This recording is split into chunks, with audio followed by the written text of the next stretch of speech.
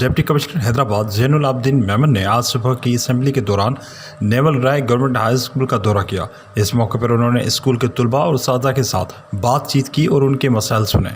School इंतज़ामिया की तरफ से डिप्टी कमिश्नर को आगाह किया कि स्कूल में फर्नीचर की शदीद किल्लत है, जबकि सफाई सुथराई के लिए अमला भी मौजूद नहीं है।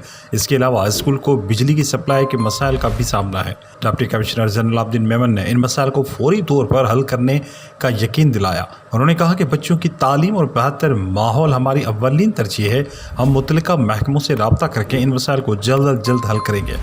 उन्होंने इस मौके पर स्कूल इंतज़ामिया को हिदायत जारी की कि वो इन मसाइल की तफसीली रिपोर्ट तैयार करें ताकि मुतल्लिका अक़वाम के साथ मिलकर फौरी इक़दामात उठाए जा सकें।